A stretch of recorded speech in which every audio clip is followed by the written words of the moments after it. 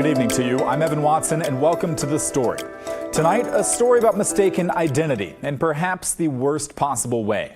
You may remember a bizarre story a few weeks ago when the Multnomah County medical examiner told a woman that her cousin was dead.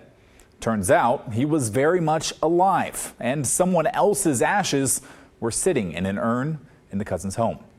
After that story, we heard from a Vancouver couple who could relate, but in their own way. It's our big story tonight.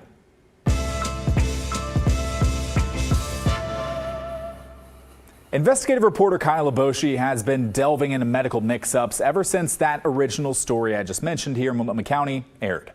But this latest case out of Southwest Washington resulted in the wrong man being taken off life support. So how could something like this even happen?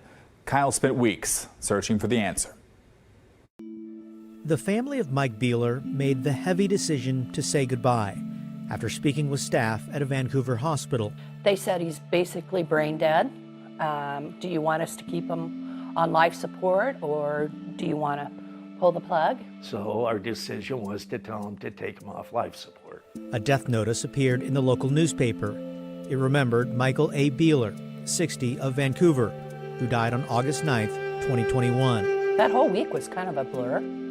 I mean, trying to come up with funeral arrangements and letting family members know that he passed away. And then came the phone call that no one expected. It was Mike. And I said, "You can't be alive, you're dead." He goes, "No, I'm not. I'm quite alive." Mike wasn't dead. Instead, he's very much alive. I don't get it. In a terrible case of mistaken identity that has never been publicly disclosed, KGW found PeaceHealth Southwest Medical Center in Vancouver allowed a family to pull the plug on the wrong man. I'm going, you know what? We made life-ending decisions for a person we don't even know. This medical mix-up all started with a 911 call on August 8th, 2021. According to dispatch logs, Mike Beehler's roommate was not breathing and unconscious after he choked on a piece of steak. He fell over a chair, and I thought he was dead then. An ambulance transported the man to PeaceHealth Southwest Medical Center in Vancouver. But somewhere along the line, the roommate was misidentified, and the hospital incorrectly treated him as Mike Beehler. How do you misidentify somebody? Beehler's family claims Mike had previously been treated at PeaceHealth Southwest Medical Center and had medical files on record, which may help explain why the hospital knew to call his sister and brother-in-law with dire news. It was a nurse from PeaceHealth. And later, a decision to make. Was it a question? It was a question of, do you want us to keep him on life support? And that wasn't the only decision. The body was transported to a funeral home where the wrong family was asked about final wishes, cremation, and organ donation. And when we went to the funeral director, I says, don't we need to identify him? And there was never, no, we'll just take it from here. All County Cremation and Burial Services declined to comment. It wasn't until Mike made that unexpected call to his sister a week later, concerned because his cell phone account had been closed, that anyone realized. It's pretty bad, man. I mean, the roommates had been switched at death. And then the sorrow and all that stuff to go with it. And he's dead, and I'm supposed to be dead.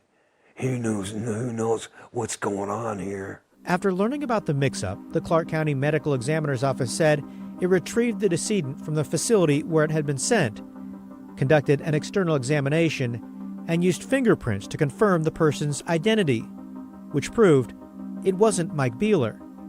It was his roommate. A new death notice was published in the newspaper remembering the roommate, David C. Wells, 69, of Vancouver, who did die on August 9th, 2021. And if that isn't troubling enough, get this. At the time, nobody told the family of David Wells about the mix-up. The only mention of misidentification, they say, was in a coroner's report. They had no idea that their loved one was taken off life support by complete strangers until I contacted them, a reporter, nearly 3 years later. I don't understand that lack of humanity. I don't.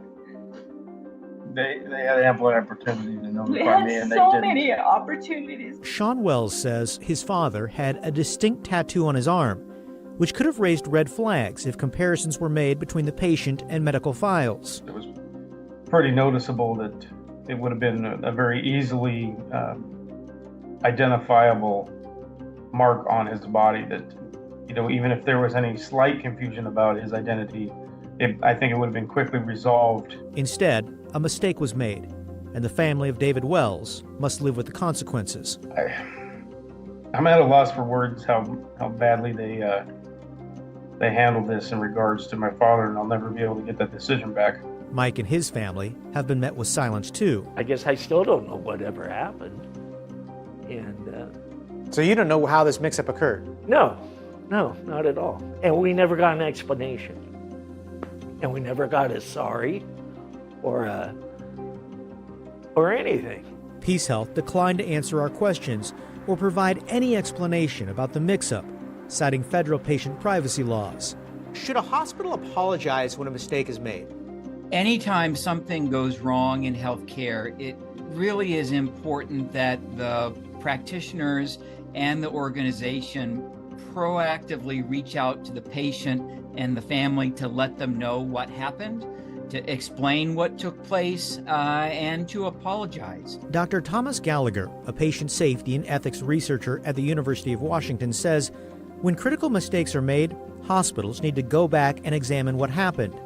A PeaceHealth spokesperson wouldn't say if there was any type of internal review. And so you can really tell pretty quickly whether organizations are committed to learning and transparency and accountability, or more interested in hiding things and protecting their reputation. Mike Beehler's family thought they'd lost their loved one for good, taking him off life support, only to learn the shocking truth. It was a stranger, yet nobody will explain how it happened or why. Kyle Aboshi joins me now. Kyle, my first question, how common are these cases of misidentified patients? Yeah, it's pretty rare, Evan, but it does happen. Experts say over the years, healthcare organizations have made patient identification a real priority. You think about your last visit to the doctor and how many times they ask for your name and date of birth over and over again. Keep in mind, identifying a patient is not always as easy as it may appear. People might not be able to tell the hospital staff their name because, say, they're unconscious or they're dealing with maybe a mental health issue. And in some cases, patients don't want to give a name or provide the wrong name maybe due to law enforcement or immigration concerns. Okay, well, don't hospitals or medical organizations have to report errors, problems like this? Right, so serious medical errors can be investigated in Washington by the Washington Medical Commission and the Washington Department of Health. But those events typically must meet the definition of an adverse event. Since the misidentification wasn't associated with, say, a surgery or invasive procedure, it likely wouldn't count as a serious reportable event triggering a state investigation. And in this case, I did check. Both the Washington Medical Commission and Washington Department of Health found no record of an investigation. Doesn't mean it was any less impactful to those families. Now, the family must have some type of theory, I'm sure. What do they think happened here? Yeah, I asked them about them. They theorized maybe police or paramedics. Somebody at the initial scene switched IDs. That's a possibility. We did get a hold of 911 dispatch logs, and it sounded like kind of a chaotic situation with several people, including a neighbor, trying to help out when the roommate was choking. But honestly, nobody seems to have a really good answer on how this mix-up occurred in the first place. Got it. Thanks, Kyle. Fascinating story here. So what's going through your mind after that story? Do you know of a similar situation, or have you experienced something similar? Let us know. Email the story at kgw.com or call and leave a voicemail, 503-226-5090. Now to the ambulance response crisis in Multnomah County. Today, a full court press from all angles, elected leaders and first responders alike, all advocating for the one paramedic, one EMT model. Yesterday, County Chair Jessica Vega-Peterson rejected a proposal to change the ambulance staffing model from its current two paramedic policy.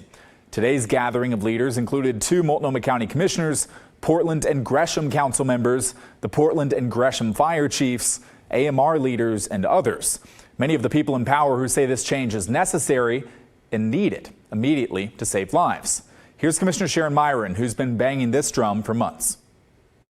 I don't know how anyone at the county, frankly, can go to bed at night knowing that during that evening, people will be calling 911 and desperate for a response to their emergency, and an ambulance may not be able to respond, that someone may die because county leadership hasn't taken action.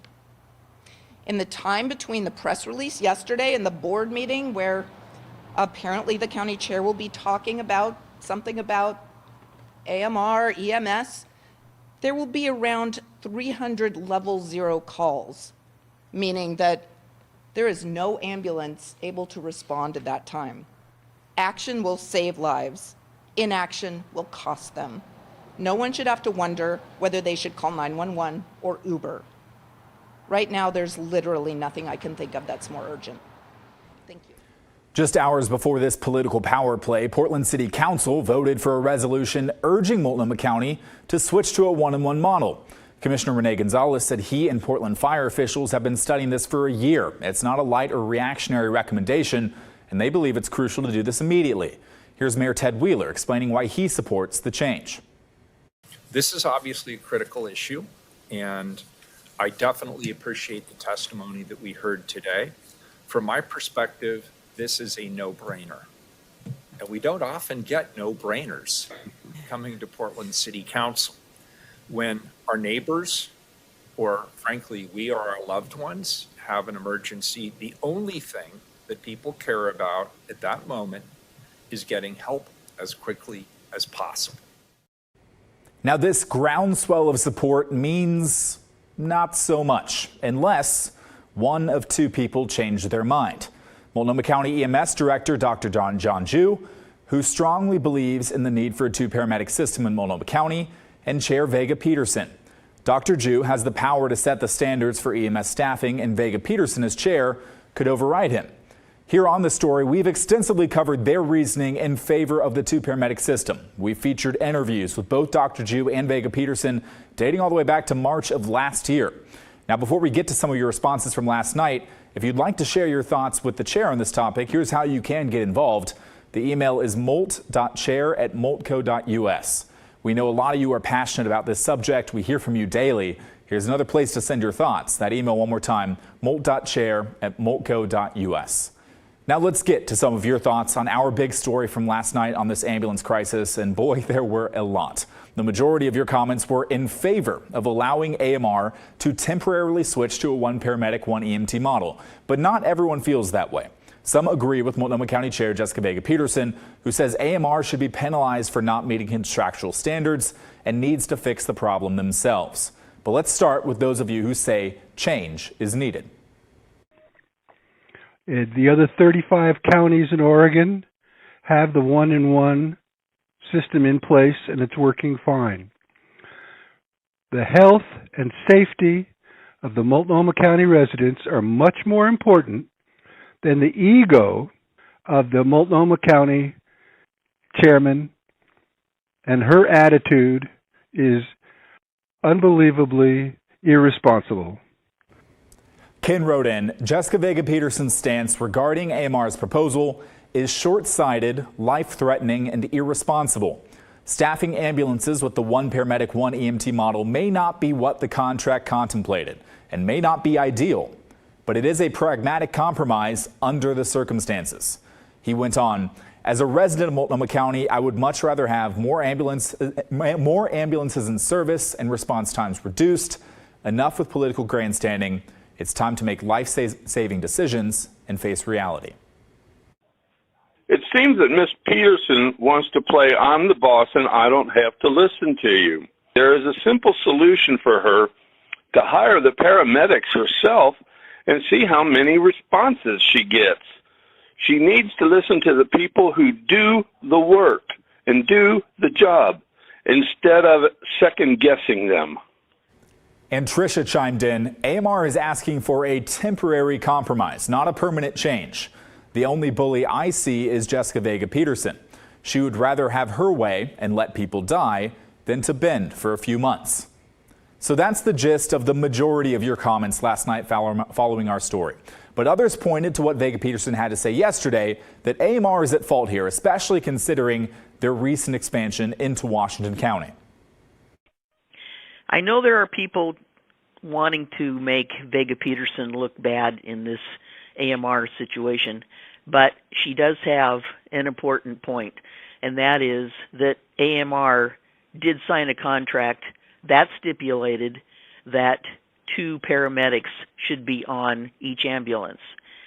And secondly, I think it's abominable that AMR couldn't keep the contract that they had with Portland, yet they sought and won a contract with Washington County, further diminishing their capability to service Portland and the surrounding Multnomah County areas. Jeremy wrote into us, as a frontline paramedic in Multnomah County, speaking on behalf of the AMR paramedics, we strongly support Chair Jessica Vega Peterson and Dr. Jew. We, the paramedics, actually responding to your emergencies, 100% support the dual medic system and actually strongly opposed to the lesser alternative. He went on, AMR and Myron are spending this to meet financial goals. If this system changes, it will definitely result in a paramedic exodus, even greater than what AMR is currently producing. We are not burnt out from Multnomah County. We're burnt out from AMR. I am a 29-year paramedic in the state of Oregon. More than 20 of those were at AMR. And I support the 2 paramedic response in Multnomah County because it is different than other area counties as far as the fire response that is currently being received in Multnomah County. It is different than Clackamas County and Washington County fire responses. So you cannot compare the 3 counties. So that's a look at the competing sides here. And before we wrap this up, let's answer another question that many of you have, which Justine asked in a voicemail. I'm 66 years old. If crisis hit and I needed an ambulance for a life-threatening issue, I don't believe AMR would respond nor help me, and I die. I think if somebody was doing that poorly a job, they would be fired. Why isn't AMR? Put another way, basically, why doesn't Multnomah County just ditch AMR for another ambulance provider? Well, AMR has been here for decades, and there are deep roots there that would be difficult to break off from, sure. But more importantly, who would take AMR's place? Unless Multnomah County wants to run its own ambulance service, which would take a major overhaul, there aren't many obvious choices for a replacement. Metro West Ambulance, based in Hillsborough, could be one, but they just lost the Washington County contract to AMR. That significantly stripped down their staffing levels, and they need an incredible jump to take on the biggest county in Oregon. Plus, there's no guarantee that a new provider would produce better response times or be immune to staffing challenges. So, will the county bend on its 2 paramedic requirement as the chorus against it seemingly grows each day? We'll be watching, and you can expect the story team to bring the very latest as it happens. Up next on The Story, there's a new way for people on Portland streets to connect with an outreach worker, and it launches this week. But the staffing on the other end of the line is slim as this method gets underway. Blair Best explains how it works, what you might be able to use when The Story returns.